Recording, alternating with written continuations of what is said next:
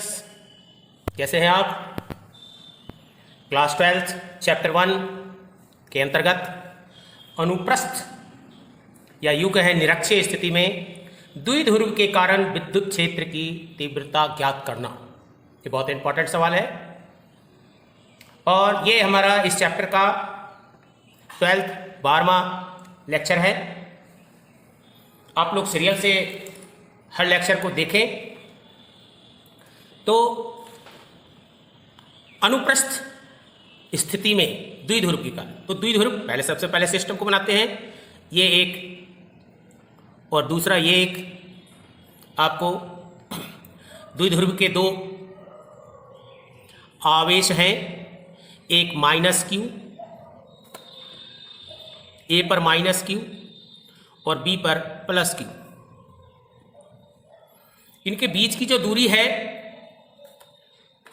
इन दोनों आवेशों की बीच की जो दूरी है वो है 2a। ये हमारा द्विध्रुव बन चुका है। इस द्विध्रुव के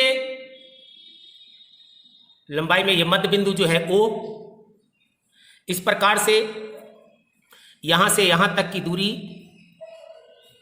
ये A है और यहां से यहां तक की दूरी भी A है। इस मध्य बिंदु से निरक्षीय स्थिति में, निरक्षीय स्थिति कहने का मतलब है लंब समद्विभाजक, वैसा रेखा जो लंब भी हो और AB को समद्विभाज करता है। तो लंब समद्विभाजक पर, ये लंब समद्विभाजक है और इस पर एक बिंदु P है। ये एक बिंदु है P, जहां पर हमें इस द्विध्रुव के कारण विद्युत क्षेत्र की तीव्रता ज्ञात करनी है। चित्र के अनुसार देखें, जब ये AB का मध्य बिंदु O है, ये AB की लंबाई 2a है, तो AO बराबर A और OB बराबर भी A होगा। और ये हमारे मध्य बिंदु से जो दूरी है वो R है, मध्य बिंदु से ये जो दूरी है वो R है। तो ये त्रिभुज और ये त्रिभुज समरूप त्रिभुज हो जाएगा और उस स्थिति में ये AP और BP ये दोनों क्या हो जाएंगे? बराबर हो जाएंगे। यानी AP और BP ये दोनों क्या हो जाएंगे? बराबर हो जाएंगे। तो AP स्क्वायर भी बराबर हो जाएंगे BP स्क्वायर के, यानी AP स्क्वायर BP स्क्वायर के बराबर हो जाएंगे। और चूंकि ये क्या है, ये है आपको हाइपोटेनियस यानी कर्ण, और इसका स्क्वायर क्या होता है? इसका स्क्वायर होता है लंब स्क्वायर प्लस आधार स्क्वायर। यानी इसको हम लोग क्या लिख सकते हैं? R square plus A square, R square plus A square. ये हमारा निकल क्या गया? AP का स्क्वायर कहें या BP का स्क्वायर कहें, दोनों बराबर होगा। और किसके बराबर होगा? तो इसके बराबर होगा। अब यहां पे जो विद्युत क्षेत्र की तीव्रता होगी वो इसके कारण भी होगा और इसके कारण भी होगा, क्योंकि ये दोनों अलग अलग आवेश। तो अब चलते हैं, B पर जो रखा हुआ आवेश है वो कितना है? प्लस Q, और प्लस Q के कारण विद्युत क्षेत्र की तीव्रता हम ज्ञात करते हैं। तो देखें यहां पर क्या हो जाएगा? E1 is equal to 1/4 pi epsilon naught और K इसलिए रखा कि यहां पर कोई माध्यम है जिसका परावैद्युतांक क्या है? K है। क्या हो जाएगा? Q अपॉन यहां से यहां तक की दूरी और यहां से यहां तक यानी BP दूरी का वर्ग। और इसकी दिशा क्या होगी? इसकी दिशा चूंकि प्लस से निकला है तो इसकी दिशा B से P की ओर आगे की ओर होगी, B से P की ओर आगे की ओर होगी। यानी ये क्या हो गया आपको? E1। ठीक। अब इसी प्रकार BP का हम मान रख दें तो क्या हो जाएगा? E1 is equal to 1/4 pi epsilon naught K और Q अपॉन BP, यानी BP का मतलब ये हो गया R square plus a square. दिशा भी यहां पे लिख दें हम, बी से पी की ओर। दिशा क्या हो गया, बी से पी की ओर। अब इसी प्रकार से हम क्या करेंगे, माइनस क्यू के द्वारा भी निकालेंगे। जब हम माइनस क्यू के द्वारा निकालेंगे तो हमें क्या आएगा जरा देखें। इसके द्वारा जो आएगा हमारा E2 is equal to 1/4 pi epsilon naught K और Q अपॉन AP का स्क्वायर। अब ये माइनस है तो यहाँ बल रेखा आती है, तो यहाँ पर क्या हो जाएगा, आपको इसकी दिशा E2, ये क्या हो गया, ए की ओर आती हुई, यानी इसकी दिशा जो होगी P से A की ओर।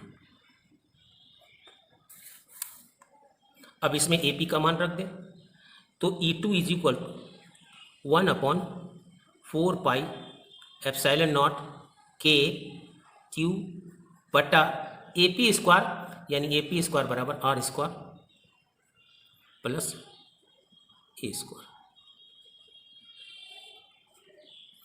अब हमारा E1 भी निकल गया, हमारा E2 भी निकल गया।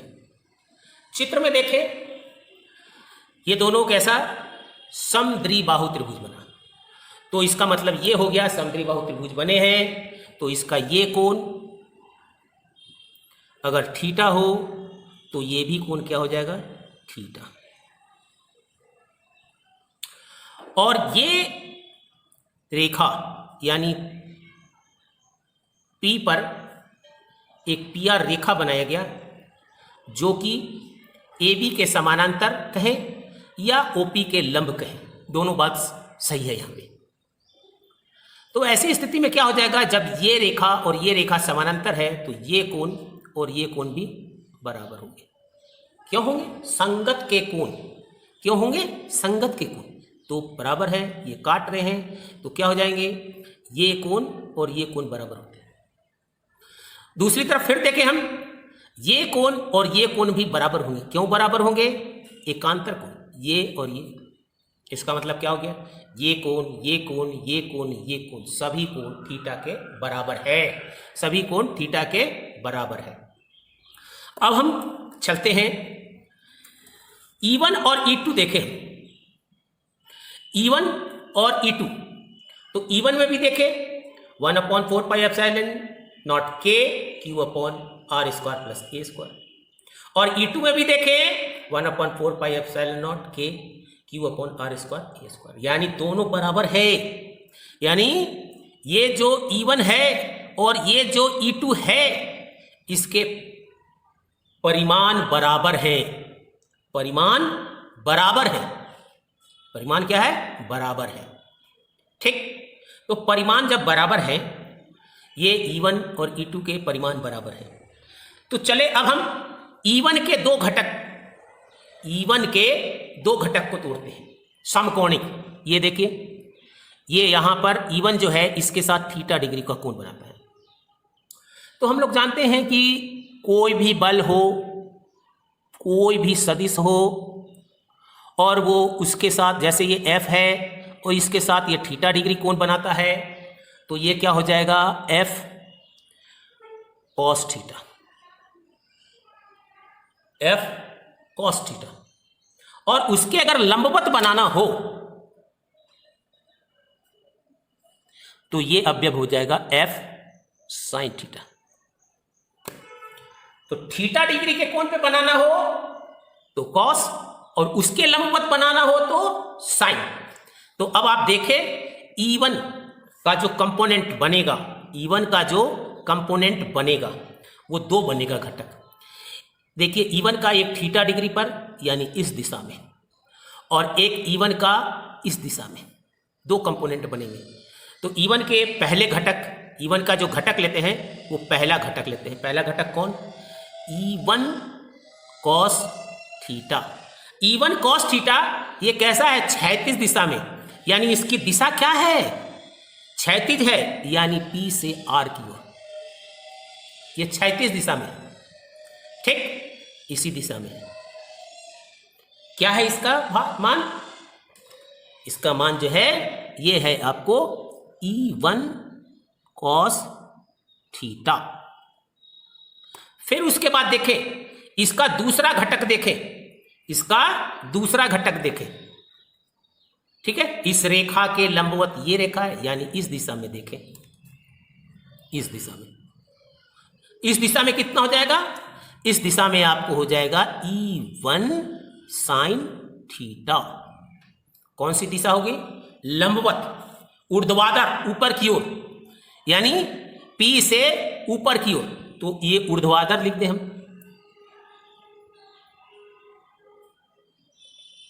ऊर्ध्वाधर ऊपर की ओर,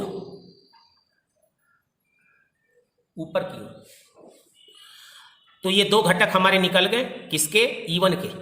इस दिशा में हमको क्या निकला है, लिखना चाहे तो हम लिख दे, यहां पर क्या निकला है, E1 sin थीटा।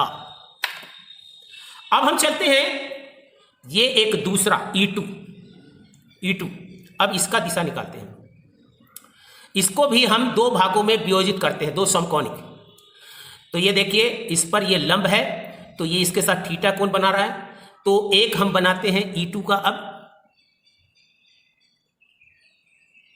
E2 का हम भी दो बनाएंगे। पहला बनाया हमने इस दिशा में थीटा डिग्री पर, ये E2 है, इसका थीटा डिग्री पर वियोजन करते हैं, यानी इस दिशा में पकड़ते हैं। क्या हो जाएगा, पहला हो जाएगा आपको E2 cos थीटा, और इसका वियोजन इस दिशा में, इस डायरेक्शन में होगा, यानी PR डायरेक्शन में, यानी पहले का जो था वही इसका भी है।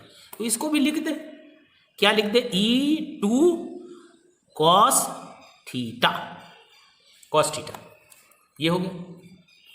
अब हम इसका दूसरा वियोजन निकालते हैं, थीटा डिग्री पे निकाल लिया, अब हम उसके 90 डिग्री पर इस दिशा में निकालते हैं।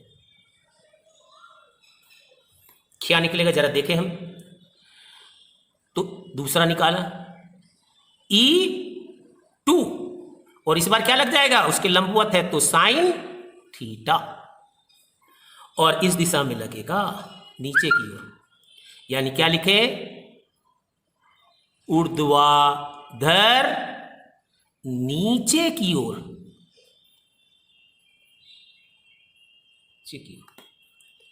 अब आप देखें E1 और E2 बराबर है, यहां E1 साइन थीटा ऊपर की ओर, यहां E2 साइन थीटा नीचे की ओर, यानी ये दोनों बराबर हो गए, और ये दोनों एक दूसरे को क्या कर देंगे, निरस्त कर देंगे। यानी इस बल को लिखना चाहे तो लिख भी सकते हैं, क्या था, E2 साइन थीटा, ये दोनों आपस में निरस्त हो गए। बचा कौन, ये दोनों भी बराबर हैं, ये दोनों भी बराबर हैं, क्योंकि E1 बराबर, E1 E2 बराबर, और कॉस लगाओ। लेकिन इन दोनों की दिशा एक ही तरफ है, क्षैतिज दिशा में है, P से R की ओर, क्षैतिज दिशा में है, P से R की ओर, इसलिए परिणामी, इसीलिए क्या लिखेंगे हम लोग, परिणामी तीव्रता, इन दोनों का नामी तीव्रता। आगे बात सुनिए, E1 के द्वारा हमें क्या मिला, E1 cos थीटा, और E2 के द्वारा E2 cos थीटा, ये दोनों इसी दिशा में है, इसलिए ये दोनों क्या हो जाएंगे, जुड़ जाएंगे। और ये जो था, ये दोनों तो कट ही गए, एक ऊर्ध्वाधर ऊपर की ओर और एक ऊर्ध्वाधर नीचे की ओर। तो परिणामी तीव्रता E बराबर क्या हो जाएगा जरा देखें, यानी E1 cos theta plus E2 cos theta. अब आप देखें E1 और E2 दोनों तो बराबर हैं, तो हमने क्या लिख दिया, इसको E1 में ही बदल दें, तो हम लिख देंगे 2E1 cos theta, 2E1 cos theta. अब हमें क्या करना पड़ेगा, अब हमें करना क्या पड़ेगा, ये 2 तो लिख दिया, अब E1 का मान रखना पड़ेगा। तो E1 का मान कितना है वो रख दें, तो कितना है वो, into 1/4 pi epsilon naught K और Q अपॉन क्या है R square plus a square, R square plus a square. और ये तो हमने रखा E1 का मान, अब यहां पे इंटू कॉस थीटा। अब जरा आप देखें कॉस थीटा निकालना हो तो जरा देखें कैसे निकलता है। किसी भी त्रिभुज में ले ले, किसी भी त्रिभुज में ले ले, कॉस थीटा बराबर क्या हो जाएगा, आधार बटा कर्ण। अगर हम इस त्रिभुज में चलते हैं, आधार कितना है AO और कर्ण कितना है AP। अब ये देखें हमारा, ये हमारा कितना है OA A बटा AP। AP का स्क्वायर इतना है तो AP कितना हो जाएगा भैया, AP हो जाएगा under root R square plus a square. Clear? तो क्या लिखेंगे, under root R square plus a square, ये निकल गया। अब हम इस कॉस थीटा का मान हम यहां पे रखेंगे, इस कॉस थीटा का मान हम यहां पे रख देंगे। बाकी सभी चीज तो वही है, क्या है 2 है अपॉन 4 पाई एप्सिलॉन नॉट के और Q upon R square plus a square, और कॉस थीटा की जगह क्या लिख दें हम लोग, ए बटा अंडर रूट आर स्क्वायर और प्लस ए स्क्वायर। अब आप देखें इसको हम लोग क्या लिख सकते हैं, ये देखिए यहां पर R square plus a square, यहां पे R square plus a square under root में है। तो हम लोग जानते हैं ना, एक फार्मूला होता है x और अंडर रूट एक्स बराबर क्या लिख सकते हैं, बराबर लिख सकते हैं x पर पावर 3/2, क्योंकि अंडर रूट एक्स का मतलब 1/2 और इस पर पावर कुछ नहीं 1, दोनों को जोड़ेंगे तो कितना हो जाएगा, इस पर 1 और इस पर पावर कितना है 1/2, दोनों को जोड़ेंगे 3/2। तो इसलिए इन दोनों को मिला के जब लिखना होगा तो हम क्या लिखेंगे, वो देखिए आप, इन दोनों को जब हम मिला के लिखेंगे तो हमको लिखना होगा, आपको देखिए अभी ऊपर की बात कर लेते हैं, चलिए आपको ऊपर की बात कर, 2AQ और 2AQ को क्या लिखते हैं, द्विध्रुव आघूर्ण P, द्विध्रुव आघूर्ण P। तो ये क्या हो जाएगा 1/4 पाई एप्सिलॉन नॉट के, और ये हो जाएगा P, और नीचे में क्या हो जाएगा, इन दोनों को, इसको और इसको मिला के क्या हो जाएगा R square plus a square, उस पे होल पावर 3/2, 3/2। यही आपका जो है निकल गया क्या, अनुप्रस्थ या इसी को कहे निरक्षीय स्थिति में द्विध्रुव के कारण विद्युत क्षेत्र की तीव्रता। यहां P क्या है, तो द्विध्रुव का आघूर्ण, R क्या है, तो R इसके मध्य बिंदु से निरक्षीय स्थिति में दूरी, जहां पे हमको विद्युत क्षेत्र की तीव्रता ज्ञात करनी है। और A क्या है, A तो आपको द्विध्रुव की जो लंबाई होती है उसका आधा। क्लियर? उसके बाद अगर इसे हम लोग को क्या करना है, वायु या निर्वात में निकालना होता तो हम इस K को क्या कर देंगे 1, क्या कर देंगे 1, यानी K को हटा देंगे, यानी 1/4 pi epsilon naught P upon R square plus a square to the power 3। और द्विध्रुव आघूर्ण के कारण विद्युत क्षेत्र की तीव्रता, और इसकी यूनिट क्या हो जाती है, यूनिट होती है न्यूटन बटा कूलम। अब हम थोड़े स्पेशल केस के बारे में बात कर ले, विशेष स्थिति, विशेष स्थिति, विशेष स्थिति, यदि R जो है बहुत बड़ा है A से, R यानी ये बहुत बड़ा है A से, उस स्थिति में अगर R स्क्वायर किया जाए तो और भी बड़ा हो जाएगा A स्क्वायर से, और तब R के तुलना में A को नगण्य माना जा सकता है, यानी हटाया जा सकता है, ये बहुत कम है, ये बहुत बड़ा। उस स्थिति में क्या हो जाएगा, उस स्थिति के लिए आपको हो जाएगा E इज इक्वल टू 1/4πε0 और P अपॉन आर स्क्वायर रहेगा, ए स्क्वायर खत्म, आर स्क्वायर रहेगा और आर स्क्वायर पे पावर फिर 3/2 है, तो क्या हो जाएगा आर पे पावर आर स्क्वायर रहेगा और उसमें पावर 3/2 यानी आर पर पावर 3 हो जाएगा न्यूटन पर कूलम। और इसकी दिशा की बात करें तो क्या है, द्विध्रुव के ये द्विध्रुव है, द्विध्रुव के अक्ष के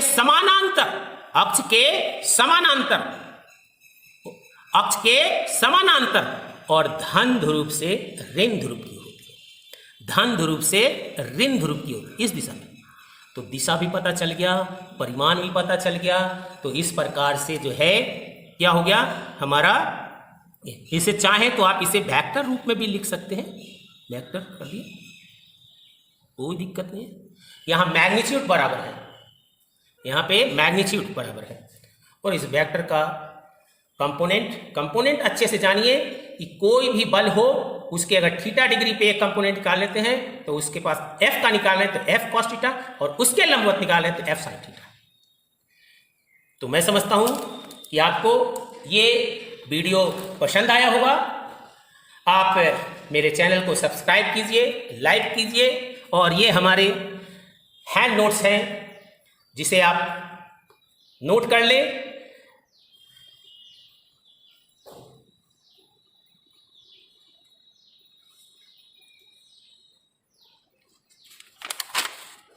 इस प्रकार से आप हमारे पूरे